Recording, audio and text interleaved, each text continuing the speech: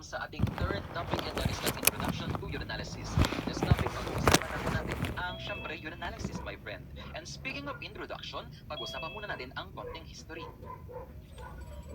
Alam niyo ba na sa pagtatest ng ihi, nagsimula ang laboratory testing? Oo, sa pagtest ng ihi. Kaya lang po nung unang panahon, wala pa mga machines, tama? Wala pa mga reagent strips. Kaya ang urine before is more on physical or macroscopic examination. Tingnan mo to. Yung mga scientists before, mga Babylonians, mga Egyptian scientists, pinagpupuyatan ang ihi. Oo, ilalagay sa isang flask, tapos itatapat sa candle light. I-check yung color. Meron pa nga silang tinatawag na urine wheel. Okay, yung urine wheel na yun ay may mga flask doon. Tapos may iba-ibang color ng urine. Tapos doon sila magbabase kung ano yung significance ng ganong color ng ihi. Ganon dati. So, i-check yung color, i-check ang clarity, kung malinaw o malabo. Tapos, inaamoy din. Chine-check ang odor at tinitikman. Yes, tinitikman ang ihi. Matanong kita, laglagan na to. Nakatikim ka na ba ng ihi? Ano bang lasa nito? Dapat maalat-alat to, tama? Hindi ko tinikman na. Pero laglagan na to nung bata ka, nakatikim ka na kung ano-ano sa katawan mo. Natikman mo na yung ihi mo, natikman mo na yung ngangot mo, nilunok mo pa nga. Natikman mo na yung tutuloy mo, mapait, tama? How about yung tae mo, yung poop mo? Nakakain ka ba niyan? Oo, nakakain ka niyan. Hindi mo lang alam kasi maliit ka pa noon. Nakala mo na tela. Sarap. Okay, balik tayo dito. Okay, halimbawa, no, itong doctor na to ay tinikman yung ihi, nilasahan, pagtikim niya. Parang manamis-namis. Ano to? Lemineral? Yes, endorsed by Lemineral. Okay, bakit kaya matamis ang lasa ng ihi na to? Ano kayang meron sa urine niyan? Mag-isip ka, ano kaya nagpatamis doon sa ihi ng pasyente? Of course, malamang glucose yan. Okay, baka merong diabetes mellitus or diabetes mellitus ang patient. Ganun yun usually. At halimbawa, no, yung drop ng urine na yan or patak ng ihi, nilagay mo sa table or sa floor, maya-maya lalanggamin na po siya.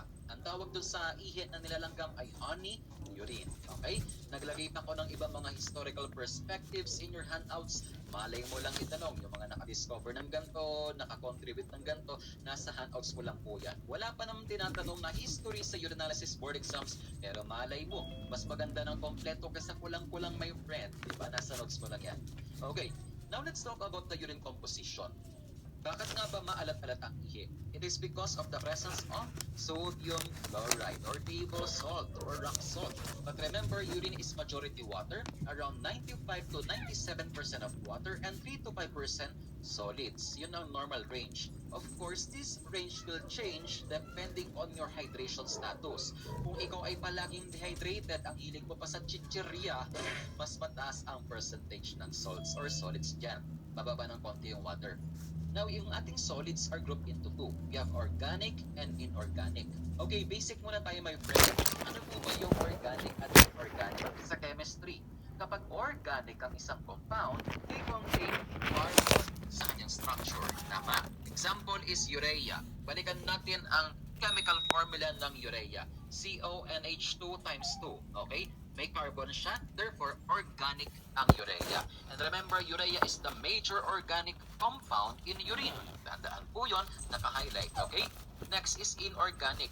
Kapag naman inorganic ang isang compound, madalas wala itong carbon sa structure. Example, ito, chloride. Yung calcium chloride, o walang carbon yon, tama? Sodium chloride, wala pong carbon yon, therefore inorganic yan. And remember, my friend, na ang chloride is the major inorganic substance in urine, followed by sodium, then followed by potassium. In this topic, we will talk about different types of urine specimen encountered in the laboratory. The first one here is the most frequently encountered, random or single or occasional. Okay, mano-manuhin ko na ito. Okay, kung meron ka ma-receive na urine specimen sa lab, random sample po iyon. Although ito ay convenient, any time of the day this can be collected, hindi po siya ang most ideal kasi random nga po yan. Kung anong ginawa ng patient mo prior to collection, that can greatly affect the result. Kung ang patient mo ay uminom ng maraming water, dilute ang ihi. Ganon. Ang most ideal syempre for routine urinalysis is first morning urine kasi yan ang most concentrated. Habang tayo ay natutulog, ay naiipon or nasa store ang urine in the bladder, naiipon ang mga cells and other form elements, kaya kinabukasan, pansin mo no, ang unang ihi mo sa umaga ay madilaw kasi nga concentrated yan, plus acidic. Ay sir, nagets ko yung sa most concentrated. Pero sir, bakit ang first morning urine ay acidic? Oo nga no, hindi ka na curious doon. Simpleng paliwanag lang. Alam mo ba na kapag ikaw ay natutulog, ikaw ay nag-hypoventilate. Yes, bumabagal ang paghinga mo. And remember, hypoventilation can cause respiratory acidosis. Kaya kinabukasan ang ihi mo acidic. Kasi nga nag-hypoventilate ka habang tulog ka. And that can cause respi acidosis. Okay, sir.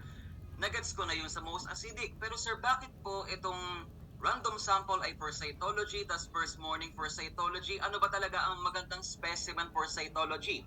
Oo nga, no? Well, sa dami na nakalagay dito, ang pinakamaganda talagang specimen for cytology is random sample. Pero sir, di ba ang first morning, most concentrated yan, but hindi yan ang most preferred? Kasi kapag masyadong concentrated ang ihi, maalat yan, hypertonic. Remember, kapag hypertonic ang ihi, nagsha-shrink ang mga cells, lumiliit. Sa cytology, ina-assess mo ang morphology or shape ng mga cells. Kung nag-shrink na or lumiit na yung cell, hindi na accurate ang iyong assessment sa cytology. So, mas maganda yung random sample.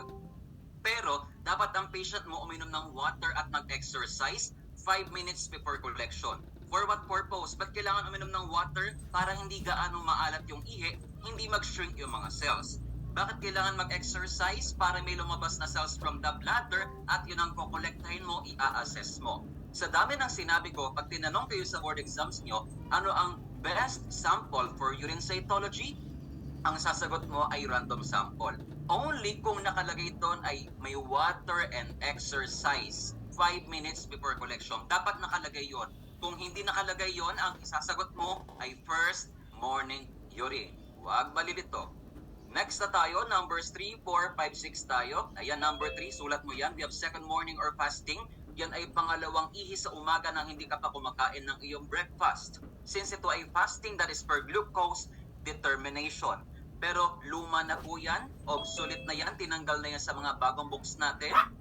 Pumunta ka sa next page. Sa next page, makikita mo yung 4, 5, and 6. Ang pinakamaganda or preferred daw for testing urine glucose ay si 2-hour postprandial. Nakalagay na yan sa iyong handouts. Ang preferred sample for testing glucose ay si 2-hour postprandial. Okay? Malay mo lang itanong sa board exam, ano ang best urine specimen for testing glucose? Ayan, 2-hour postprandial. Yan ay 2 hours after a meal, magko-collect ka ng urine. Okay? Yung ibang mga yan, 5 and 6, nasa handouts mo po yan. Basta lahat sila ay for diabetic monitoring.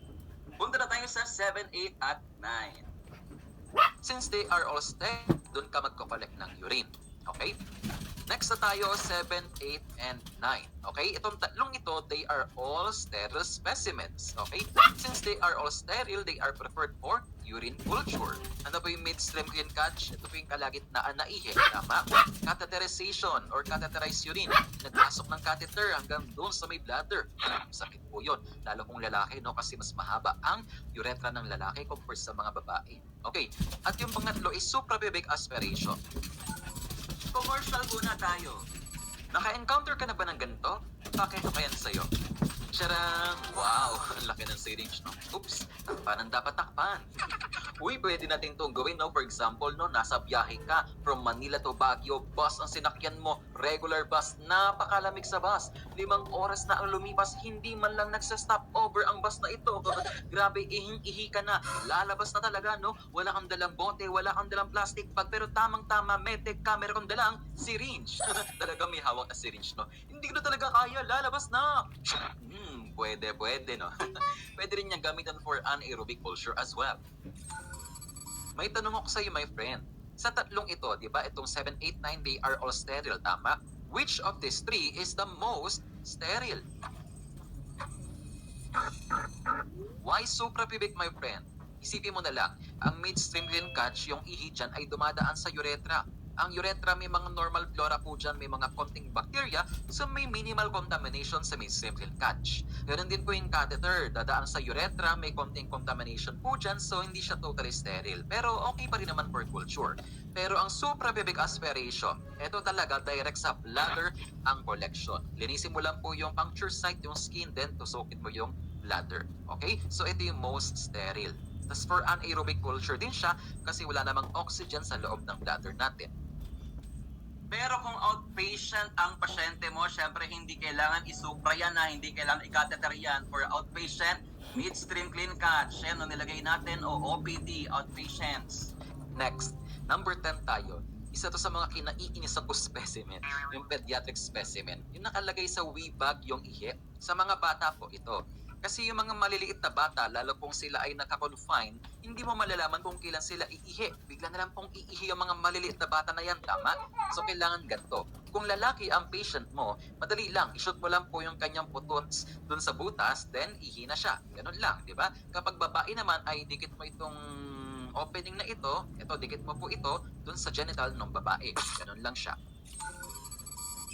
Next is number 11. We have the 3 glass technique. As the name implies, 3 glass, ganito gawin mo. Sabihan mo si pasyente, Sir, bigyan kita ng 3 containers ha? Tapos isang ihian lang po ito. Hahatiin mo sa 3 portions. Lalagyan ko ng mga numbers itong bote. Sir, sa number 1, ilalagay mo dito yung unang portion ng urine mo. Yan. Next is number 2, dito mo ilalagay yung kalagitnaan, the midstream clean catch. Tapos sir, sa number 3, ilalagay mo rito yung last portion ng urine. Pero sir, bago matapos ang pag-ihi mo, hihinto ka muna. Why? Kasi kailangang i-massage ang prostate mo, sir. Bakit? Para maglabas yan ng fluid or secretion. Then after that massage, i-void mo na yung remaining urine doon sa 3rd container. At may kahalo na po yung prostate fluid. Therefore, yung number 3 natin is our post-massage specimen. Yun nga yung urine after prostatic massage. At hindi ko i-demonstrate sa iyo kung paano i-massage ang prostate, ha? Make sure na lang tayo. Ang programang ito ay rated SPG. Striktong patnubay at gabay ng magulang ang kailangan. Maaaring may masiselang sexual na hindi angkop sa mga bata. Now, paano minamassage ang prostate? Una, ganito yung posisyon ng pasyente mo. Hindi naman siya totally nakatuwad, tama? Anong tawag sa posisyon na yan? Taste me how to do it. Taste me how to do it. Taste me how to do it. Taste me Shota eh, na-picture ako. Ang aso eh, no? Okay, ganyan ang posisyon ng patient mo. Doggy style. Tapos, mag-i-insert ka ng finger dun sa puwet ng pasyente. Huwag ka lilimutan mag-gloves, ah. Ito kasi yung prostate sa loob, so kailangan fingerin yung pasyente. Ay, sir, sino po magmamassage ng prostate? Si patient ba or ako? In your dreams, si doktor ang magmamassage ng prostate. Okay, imamassage ng prostate for around 1 minute. Then after that, maglalabas ng fluid yan at ilalagay sa 3rd container. Hala sir, paano kung kunwari, doktor ako, tas babae ako, imamassage ko yung prostate ng pasyente? Ang awkward naman sir. Ay walang problema. Pwede tayong gumamit ng prostate massaging device, kagaya na lang nito. Hala sir, ano yan? Parang sex toy ata to. Hindi yan sex toy. May nagtanong sa akin, Sir, nagpa-vibrate ba yan? Pamalay ko, subukan mo. Imagine mo, nagpa-vibrate to, no? Ganyan yan, ah. Di ba? Meron din pang malalaking sex toy. Tingnan mo, may pindutan dito. Siguro nagpa-vibrate talaga yan. Pili ka para malaman mo, no? E di, ito na, no? Tapos na yung collection. Si patient, binigay na yung container sa'yo. Sabi niya, Sir, ito na po yung specimen ko. Oh, sir, ba't ganyan na itsura mo? Sir, ang sarap pala magmamassage ng prostate. I-reject mo, bukas ulit. Nasarapan na yung pasyente, no? Nako pa, minus 100 points. Uy, Now, eto na yung 3 containers. Ano yung next step na gagawin natin? We will examine microscopically for the presence of, dalawa lang naman, WBCs and bacteria.